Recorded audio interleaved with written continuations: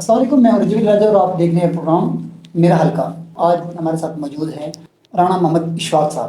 آج ہم ان سے جانیں گے حلقہ NA53 کے بارے میں۔ رانا صاحب السلام علیکم۔ وعلیکم السلام سر آپ ٹھیک ہیں؟ خیریت سے؟ جزاک اللہ۔ سر ہماری جو ناظرین ہیں آپ کے حلقے کی عوام جاننا چاہتی ہے کہ رانا محمد اشفاق کون ہیں جو مرکزی مسلم لیگ سے حلقہ NA50 میں آئے ہیں، اور ان کا منشور کیا ہے، یہ کہاں پیدا ہوئے، تعلیم کہاں سے حاصل کی؟ اعوذ باللہ من الشیطان الرجیم، بسم اللہ الرحمن الرحیم۔ میرا نام محمد اشفاق ہے، بیسیکلی راجپوت کاسٹ ہے میری۔ تعلق میرا سیالکوٹ تحصیل پسرور سے ہے۔ پسرور کے ساتھ ایک نواحی گاؤں ہے، ادھر میں رہنے والا ہوں۔ ادھر ہی الحمدللہ ہم نے تعلیم حاصل کی، BSc ڈبل میتھ فزکس کے اندر۔ تو پھر دینی تعلیم جو ہے وہ ہم نے سیلف سٹڈی کے ساتھ الحمدللہ بڑی گہرائی سے دین کا مطالعہ کیا۔ تو کسی خاص مدرسے کے اندر میں نہیں پڑھا ہوں، لیکن الحمدللہ سٹڈی جو ہے ایز اے سبجیکٹ قرآن مجید کی، تفسیر کی، حدیث کی، یہ ساری میں نے سٹڈی کی ہے۔ تو جماعت کی طرف سے مختلف جگہوں پر میں نے خدمات سر انجام دی ہیں، لیکن سب سے زیادہ الحمدللہ جو میں نے پاکستان کے لیے، وطنیت کے لیے اور کام کیا وہ بلوچستان میں کیا ہے۔ تقریباً 8 سال تک میں بلوچستان کے اندر پاکستان کا مقدمہ لڑ کے آیا ہوں، اور الحمدللہ وہاں جو ایک تخریب تھی سوچوں کے اندر اور مس پرسیپشنز تھی، مس انڈرسٹینڈنگز تھی، الحمدللہ ان کو دور کرنے کا، ان کی ایکسپلین کرنے کا، وضاحت کرنے کا موقع ملا ہے۔ تو یہ اعزاز مجھے حاصل ہے کہ ہم نے کوئٹہ میں اس وقت جب پاکستان کا جھنڈا بلوچستان کے بلوچ ایریاز کے اندر نہیں لہرایا جا سکتا تھا، تو ہم نے 6 کلومیٹر کا جھنڈا کوئٹہ کے اندر لہرایا 14 اگست پر۔ تو کم از کم 5000 بلوچ نوجوانوں نے اس کو اپنے ہاتھوں پر کیری کیا۔ تو جماعت کی طرف سے ابھی میری الیکشن کنٹیسٹ کرنے کے حوالے سے NA53 کے اندر ذمہ داری لگائی گئی ہے، میں اس ذمہ داری کو ادا کرنے کی کوشش کر رہا ہوں۔ سر مرکزی مسلم لیگ کا جو ہے منشور کیا ہے سر؟ ہمارا جو بنیادی سلوگن ہے کہ پاکستان کو اس کی اصلی بنیادوں پر، وہ بنیادیں وہ اصلی نہیں جس کو میں ایکسپلین کروں یا کوئی تھنکر آ کے، کوئی اینکر آ کے بتائے، وہ نہیں۔ پاکستان جس نام کے اوپر، جس موقف پر، جس نعرے پر، سلوگن پر بنا تھا، ہم چاہتے ہیں کہ اس نعرے اور سلوگن کے بھولے ہوئے سبق کو ہم پاکستان کی قوم کو یاد کروائیں انشاءاللہ۔ اس کے اندر بڑے ڈیمیجز آ چکے ہیں، بہت زیادہ لوگ غلط فہمیاں پیدا کر چکے ہیں۔ انشاءاللہ ہماری یہ کوشش ہے کہ ہم پاکستان کو، پاکستان کی تحریک پڑھائیں انشاءاللہ، ایجوکیٹ کریں وطن کے حوالے سے، ملک کے حوالے سے، اور ہماری سیاست خدمت انسانیت ہے، بلا تفریق، بلا امتیاز ہم جو ہے نا الحمدللہ خدمت کا کام کر رہے ہیں۔ خدمت کے کام سے سر ہم آپ کے دیکھتے ہیں کہ تندور آپ نے لگائے ہیں، لوگوں کو کھانا دے رہے ہیں، اس کے علاوہ کیا سر؟ یہ دیکھیں، جو ہمارے کہتے ہیں لا یکلف اللہ نفسا الا وسعها، انسان کو اس کی بساط کے مطابق پوچھا جائے گا۔ تو ہم تو چونکہ فرسٹ ٹائم الیکشن کنٹیسٹ کر رہے ہیں، تو یہ توفیق بھی اللہ نے ہمیں دی ہے کہ الحمدللہ اس وقت ہمارے 5 ہوٹل وہ چل رہے ہیں کہ جہاں 30 روپے میں، 60 روپے کے اندر ایک جو اپنا مستحق بندہ ہے وہ کھانا کھا سکتا ہے۔ اور ایسا ویسا کھانا نہیں ہے، باقاعدہ مینیو لکھا ہوا ہے، گوشت کس دن ہے، کڑی پکوڑا کس دن ہے، ویجیٹیبل کس دن ہے، چنے کس دن ہے۔ تو وہ اس ترتیب سے آ کر، اور 30 روپے بھی ہم نے اس لیے رکھا ہے تاکہ غریب کے ذہن کے اندر کوئی کمپلیکس نہ آئے، کوئی ساسے کمتری نہ آئے، وہ عزت کے ساتھ پیسے دے اور عزت کے ساتھ کھانا لے کر جائے۔ الحمدللہ 5 ہوٹل اس طرح کے ہمارے چل رہے ہیں۔ یہ کل ہی میں نے سروبا اپنے حلقے کے اندر تندور کا اور یہ افتتاح کیا، اس سے پہلے چک بیلی خان کے اندر ہوا تھا۔ آپ حیران ہوں گے کہ چک بیلی خان کے اندر ایک دن میں 7 من آٹا ہمارا لگ رہا ہے۔ اتنے زیادہ لوگ الحمدللہ آ کے مستفید ہو رہے ہیں اس سے۔ سر یہ اتنا زیادہ پیسہ، یہ فنڈ کہاں سے آتا ہے؟ کوئی یہ ٹوٹل کرتا ہے آپ کو؟ یہ سبسڈی ہے، لوگ سبسڈی، یہ نہیں روٹی کی قیمت کم ہو گئی ہے ہمارے پاس آ کے، یہ آٹا سستا مل گیا۔ ہم لوگوں کو ترغیب دیتے ہیں کہ آپ ڈونیشن دیں، ڈونیشن پیسوں کی صورت میں نہیں۔ فرض کرو یہ فلور میلز والے ہیں، ہم ان کو کہتے ہیں آپ آٹا دے دیں، ٹھیک ہے، یا کم قیمت پر آٹا دے دیں، وہ ہمیں کم قیمت پر آٹا دے دیتے ہیں، ان کا بھی شکریہ۔ اس کے علاوہ لوگ آ کر کہتے ہیں جناب یہ میری طرف سے اس بعض کہہ دیتے ہیں کہ یہ جو نان بھائی ہے اس کی سیلری میں دیتا ہوں، ہم ڈائریکٹ کہتے ہیں ہم فنڈ ریز نہیں کرتے کہ آپ اس کی سیلری دے دیں، دکان کا کرایہ ہے، بڑے بڑے اچھے الحمدللہ پاکستان کے اندر اللہ نے بڑی برت رکھی ہے، تو لوگ آ کے دکان کا کرایہ دے دیتے ہیں، ہم جو ہے نا الحمدللہ صرف اس کو مینج کرتے ہیں۔ بہت زبردست۔ جی جی سر وہ کون سے کام ہے جو حلقہ 53 میں 70-75 سالوں سے نہیں ہوئے اور آپ کرنا چاہتے ہیں؟ الحمدللہ میری یہ عادت ہے کہ میں جس علاقے میں جاتا ہوں بغور اس کا مطالعہ کرتا ہوں کہ یہ ہے کیا آن دی گراؤنڈ۔ میں سمجھتا ہوں کہ اگر ہمارے سیاستدان جو دہائیوں سے اس حلقے کے سیلف اپوائنٹڈ کسٹوڈین بنے ہوئے ہیں، تو میں سمجھتا ہوں اگر ان کے اندر ہمدردی ہوتی اس علاقے کی تو یہاں سمال انڈسٹری کو انسٹال کیا جا سکتا تھا، تاکہ لوگ یہاں آ کر کاروبار کرتے، اپنی انڈسٹری لیتے، روزگار ان کو ملتا، عزت کے ساتھ گھر آتے جاتے۔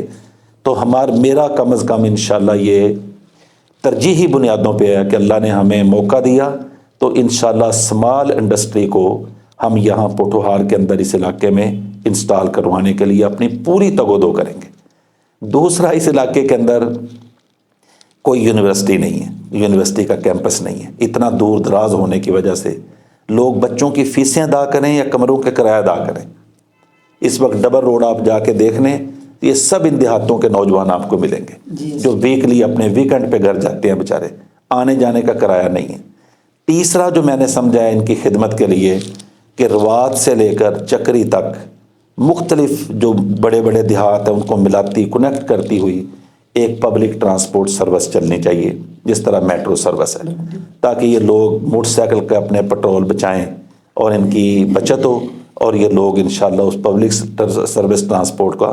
اور چوتھا بہت اہم کہ چک بیلی خان کو تحصیل کا درجہ دینا چاہیے، یہ ان کا حق ہے، کیونکہ لوگ سفر طے کرتے ہیں، بزرگ آتے ہیں کچہریوں میں، عدالتوں میں، آپ کو پتہ ہے ذمہ دار یہ لوگ ہیں، تو ان کے بہت سارے یہ ایشوز ہیں، کمپلیکیسی ہے۔ یہ کافی عرصے سے ڈسکس تو ہو رہا ہے لیکن اس پہ عملی طور پر میرے خیال میں کچھ نہیں ہوا، یہ ابھی تک سب تحصیل ہے۔ آپ حیران ہوں گے کہ صحت کا یہ حال ہے کہ چک بیلی خان کے ہسپتال میں سانپ کے کاٹنے کی ویکسینیشن نہیں ابھی تک۔ یہ کیپٹل ایریا ہے، یہ پنڈی عام شہر تو نہیں ہے، یہ آپ کیا کہہ سکتے ہیں؟ تو اس کا ذمہ دار آپ کس کو ٹھہرائیں گے؟ کون اس کا مجرم ہے؟ کس نے استحصال رکھا ہے؟ میں جس جگہ پہ جاتا ہوں لوگ گلیوں کی باتیں کر رہے ہیں، نالیوں کی باتیں کر رہے ہیں۔ ہماری سیاست کی میچورنس ہے ہی نہیں ہے، انہوں نے سیاسی بلوغت لوگوں کو دی نہیں ہے کہ سیاست کس چیز کا نام ہے۔ یہ گلیاں نالیاں دے کر تمناؤں میں الجھایا گیا ہوں، کھلونے دے کے بہلایا گیا ہوں، یہ اس علاقے کی پولیٹکس چل رہی ہے۔ سر لوگ مذہبی سیاسی جماعتوں کو پسند نہیں کرتے، جی، آپ کیا کہتے ہیں کہ آپ اس عوام سے کیسے ووٹ لیں گے؟ اصل میں مذہبی سیاسی جماعتیں یہ ایک سیلف میڈ کلاسیفیکیشن ہے پاکستان کے اندر جو چلتی ہے کہ جو سیاستدان داڑھی رکھ لے وہ مذہبی بن جاتا ہے، جو کلین شیو ہو جائے وہ سیکولر بن جاتا ہے۔ تو مذہبی کا الٹ غیر مذہبی ہوتا ہے، مذہبی کا الٹ غیر مذہبی ہے۔ چلو میں تو الحمدللہ فخر کرتا ہوں کہ ہم مذہبی ہیں۔ جو اپنے آپ کو مذہبی پارٹی نہیں کہتے پھر ان کو پاکستان کے کلمے والے ملک میں سیاست کرنے کا حق نہیں ہے، سمجھے نا؟ وہ پھر کسی اور جگہ پہ چلے جائیں، کیونکہ یہ ملک تو کلمے کے نام پر بنا تھا، سمجھے نا؟ تو ہم اس تفریق کو ختم کریں گے۔ مسلمان جتنا مرضی گناہگار ہو جائے وہ غیر مذہبی نہیں ہوتا۔ جرم ہے پاکستانی قوم کو مذہبی اور غیر مذہبی کے اندر تقسیم کرنا۔ ہم سارے مسلمان ریلیجیس ہیں، جس کا مسجد سے تعلق ہے، جو کبھی عمرہ کرتا ہے، حج کرتا ہے، وہ مذہبی نہیں ہے۔ تو میں انشاءاللہ ہم یہ چاہتے ہیں کہ اس تقسیم کو ہم ختم کریں، انشاءاللہ تھوڑی محنت کرنی پڑے گی۔ سر عوام کہتی ہے کہ سیاستدان اپنے مفاد کے لیے آتے ہیں، وہ الیکشن میں آتے ہیں، کروڑوں اربوں روپیہ لگا دیتے ہیں، جی جی، تو اس کے پیچھے کیا ریزن ہے؟ لوگوں کے مائنڈ میں یہ چیز کیوں بیٹھی ہوئی ہے، یا ایسا ہے کچھ؟ اصل میں پاکستان کے 250 خاندان جو سیاست پر قابض ہیں، آپ ان کی ہسٹری پڑھیں، ان کے خاندانوں کی، یہ سارے ان کے آباء و اجداد انگریزوں کے غلام تھے، جی بالکل ایسے۔ انگریزوں کے چاپلوس تھے، ان کے خدمت گزار تھے. تو آج ان کی یہ طلب ہے کہ لوگوں کو اپنی لینڈ کروزروں سے ڈرا کر، بڑے بڑے کانوائے دکھا کر، گنے اور بندوقیں دکھا کر یہ عوام کو کمپلیکس کے اندر ڈالیں. تو میں سمجھتا ہوں اب یہ بیفور پارٹیشن انڈین کی عوام نہیں ہے، یہ آزاد پاکستان کی عوام ہے انشاءاللہ.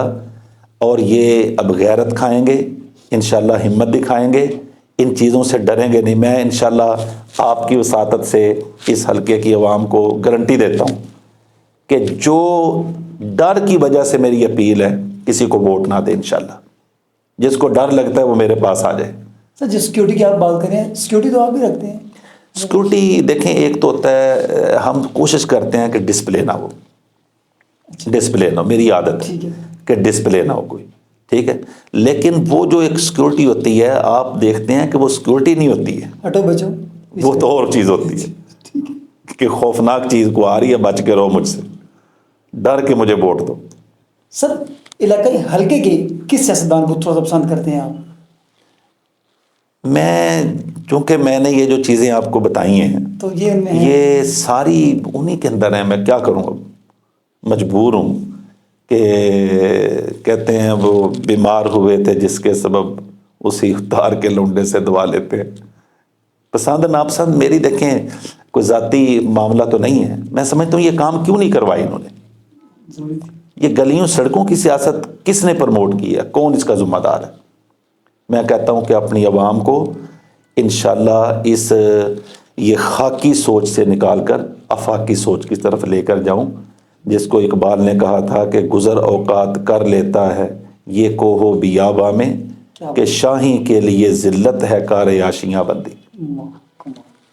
سر سیاست میں اگر دیکھا جائے تو کس کو بڑا لیڈر سمجھتے ہیں؟ عمران کو، میاں صاحب کو، یا زرداری صاحب؟ اصل میں ان کے اندر لیڈر کوئی بھی نہیں ہے. یہ لیڈر ہوتا ہے جو پوری قوم کا ہوتا ہے، یہ ذہن میں رکھیں. لیڈر پاکستان کے اندر ایک ہی آیا ہے، وہ قائد اعظم محمد علی جناح تھے، وہ لیڈر تھا رحمت اللہ علیہ. اس کے بعد ہمارا ملک لیڈر سے محروم ہے، لیڈرشپ سے. یہ سارے سیاسی فرقہ وارانہ گروہ ہیں، یہ سیاسی فرقہ وارانہ گروہ ہیں جن کو اپنی فیملیز کی فکر ہے، یا جن کو اپنے خاندانوں کی فکر ہے، یا جن کو خاص مخصوص مضمون جو سوچ انہوں نے بلڈ اپ کر دی ہے، اب وہ اس کے اندر پھنسے ہوئے ہیں. لیڈر یہ نہیں ہوتا. لیڈر کبھی ملک کی جو ہے نا خرابی نہیں سوچتا، تخریب نہیں سوچتا، وہ ملک کو توڑنا نہیں چاہتا. یہ پاکستان سے بہت پیار کرتی ہیں پارٹیاں، لیکن وہ پارٹی پیار کرتی ہے جس کا وزیر اعظم بن جائے. جس کا وزیر اعظم نہ پاکستان میں، وہ تو کہتے ہیں پاکستان کو ویسے ہی اللہ نہ کرے کچھ ہو جائے. اور آپ عملی طور پر دیکھ رہے ہیں، تو ان کو لیڈر تو نہیں میں کہہ سکتا ہوں. سر ووٹر آپ کو ووٹ کیوں دے؟ اس کے پاس تو بہت سی چوائس ہیں. میں کہتا ہوں جو میری پرسیپشن ہے، جو میں نے الحمدللہ ان کو یہ 4-5 چیزوں کا اپنا ترجیحی منشور دیا ہے.